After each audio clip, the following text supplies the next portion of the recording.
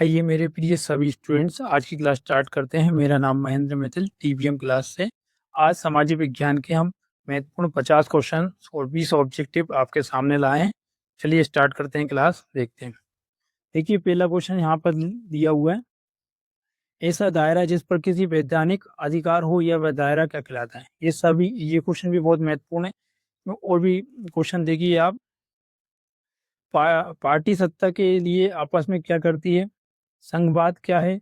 और यहाँ पर क्वेश्चन नंबर 8वां देखिए। 8वां क्वेश्चन भी काफ़ी इंपॉर्टेंट है। इसमें वैसे तो सभी क्वेश्चन इंपॉर्टेंट है। क्वेश्चन नंबर देखिए, क्वेश्चन नंबर 12वां भी काफ़ी इंपॉर्टेंट है। क्वेश्चन नंबर 16 देखिए, विश्व का सबसे बड़ा लोकतांत्रिक देश कौन सा है? क्वेश्चन नंबर 16 भी बहुत महत्वपूर्ण है। क्वेश्चन नंबर यहाँ देखिए 17 नंबर का क्वेश्चन भी काफ़ी महत्वपूर्ण क्वेश्चन है, पर इसे भी करके जाइए आप।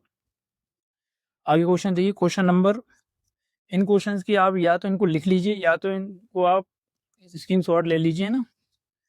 क्वेश्चन नंबर, अब देखिए यहाँ पर क्वेश्चन नंबर 26 भी काफ़ी इंपॉर्टेंट क्वेश्चन है। क्वेश्चन नंबर 27 भी महत्वपूर्ण है। वैसे तो सभी महत्वपूर्ण क्वेश्चन है, और जो और ज़्यादा महत्वपूर्ण क्वेश्चन है उनको मैं आपको विशेष तौर पर बता रहा हूँ, है ना। सभी ने अवज्ञा आंदोलन, ये क्वेश्चन भी काफ़ी इंपॉर्टेंट क्वेश्चन है। क्वेश्चन नंबर देखिए आप, सत्ता विकेंद्रीकरण, ये भी बहुत महत्वपूर्ण क्वेश्चन है। इसको तो आप काफ़ी पढ़ लीजिए इसको, है ना।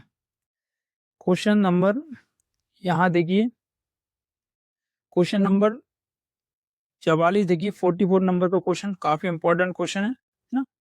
क्वेश्चन नंबर 45 भी काफ़ी इंपॉर्टेंट है, ठीक है। क्वेश्चन नंबर 47 देखिए,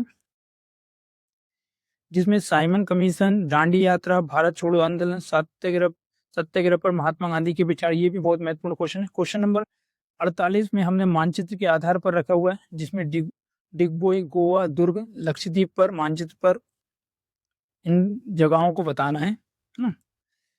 क्वेश्चन नंबर 49 भी मानचित्र के आधार पर लिया गया है, जिसमें कटनी, कोरापुट, मगारगो, बिलासपुर, ये जगहों को बताना है। क्वेश्चन नंबर 50 देखिए, भारत के मानचित्र में विश्व निम्नलिखित को दर्शाइए। इनको भी मानचित्र पे दर्शाना, मुंबई हाईवे, दिल्ली, रानीगंज, तुतीकोरिन, ये सभी की सभी क्वेश्चन है, बहुत महत्वपूर्ण क्वेश्चन है। आगे देखिए, पहले कुछ ऑब्जेक्टिव लिए गए हैं, वो भी देख लीजिए आप। देखिए यहाँ पर पहला ऑब्जेक्टिव लिया गया है, यूरोप में राष्ट्रवाद का उद्देश्य के कारण निम्नलिखित में से कौन सा है? यहाँ इसका आंसर है उपरोक्त सभी। एक मिनट। असहयोग आंदोलन के नेतृत्व किसने किया? यहाँ पर महात्मा गांधी ने किया। इसको हमने आंसर टिक कर रखा है। 19वीं शताब्दी के मध्य भारत में कौन सा परिवर्तन हुआ? उपयुक्त सभी, ठीक है। ज्वारीय ऊर्जा निम्नलिखित में से किस प्रकार का संसाधन है? पुनः पूर्ति योग। क्वेश्चन नंबर 5 देखिए, जल मंडल का कितना प्रतिशत भाग समुद्री जल के रूप में उपलब्ध है? 97.5%। निम्नलिखित में से एक कौन सा जल संसाधन स्रोत है? यहाँ देखिए आपका ऑब्जेक्ट डी ऑप्शन सही है। निम्नलिखित में से कौन सी रबी की फसल? गेहूं, ठीक है। यहाँ पर फसल 3 है, रबी, खरीफ, जायद। आपको बोई के आधार पर बताई गई है, ठीक है, कटाई के आधार पर बताई गई और मौसम के आधार पर बताई गई। साथ में उदाहरण बताया गया। रबी के उदाहरण है गेहूं, जौ, चना, मटर, सरसों। या खरीफ फसल के उदाहरण है धना, मक्का, बाजरा, कपास, सोयाबीन। और जायद की तरबूज, खरबूज, खीरा, लौकी। ये जरूर करके जाइए आप। और क्वेश्चन नंबर 8 देखिए, सर्वाधिक उपभोक्ता के आधार पर किस क्षेत्र में लौह इस्पात उद्योग करना स्थापित करना चाहिए? ये देखिए सिल्वर और पोरबंदर। अगला देखिए, लोकतंत्र में जवाबदेही और उत्तरदायी सरकार किसके प्रति उत्तरदायित्व होती है? नागरिक। क्वेश्चन नंबर अगला देखिए, भारतीय आयात में सबसे बड़ा हिस्सा किस वस्तु का है? तो वो है पेट्रोलियम का। किसका है? पेट्रोलियम का। महात्मा गांधी जी की प्रसिद्ध पुस्तक का नाम क्या है? वो हिंद स्वराज है। एचडीआई का अर्थ क्या होता है? मानव विकास सूचांक। गन्ना उत्पादन में भारत का विश्व में कौन सा स्थान है? ये दूसरा स्थान है। ड्रीम बंधुओं का जन्म कब हुआ? जर्मनी में, ठीक है। क्वेश्चन नंबर 15 देखिए, हिंदुस्तान सोशलिस्ट रिपब्लिक आर्मी की स्थापना कब हुई? 1928 में। रेशम मार्ग में किस देश के रेशम का व्यापार होता है? चीन में। नूडल्स पर आधारित पश्चिमी तट तट पर तैयार होने वाले खाद्य पदार्थ कौन से हैं? एगिती यूरोप में छपाई कला के विकास का किस पर सबसे बड़ा प्रभाव पड़ता है? वो है धर्म पर। क्वेश्चन नंबर 19 देखिए, एशिया में मुद्रण कला का सबसे पहला विकास किस देश में हुआ? वो हुआ चीन में। पेनी पत्रिका का प्रकाशन किस देश में हुआ? इंग्लैंड में। फिर सभी स्टूडेंट्स, यहाँ पर 50 क्वेश्चन 20 ऑब्जेक्टिव क्वेश्चन बताए गए हैं। इनको आप एक बार पढ़ लीजिए और एक बार इनको देख लीजिए। कल के पेपर में जाने से पहले इनको एक बार जरूर पढ़िएगा, है ना। यहाँ पर ये क्वेश्चन भी काफी इंपॉर्टेंट है, ठीक है। क्वेश्चन नंबर कंपोजिट भी महत्वपूर्ण क्वेश्चन है, ठीक है।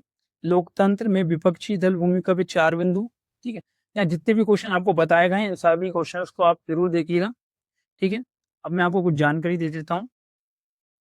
हमारी होली के बाद आने वाली क्लासेस स्टार्ट हो रही हैं, जिसमें हमारे चैनल पर कंप्यूटर की क्लासेस पढ़ाई जाएंगी। एक मिनट रुकिए। कंप्यूटर की क्लासेस हमारे चैनल पे स्टार्ट होने वाली हैं, ठीक है। कंप्यूटर की क्लासेस स्टार्ट होंगी, ठीक है।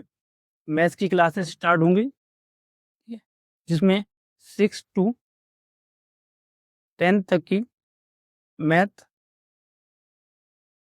साइंस और भी सब्जेक्ट की क्लासेस स्टार्ट होंगी, ठीक है। कंप्यूटर में हमारे यहाँ BCA,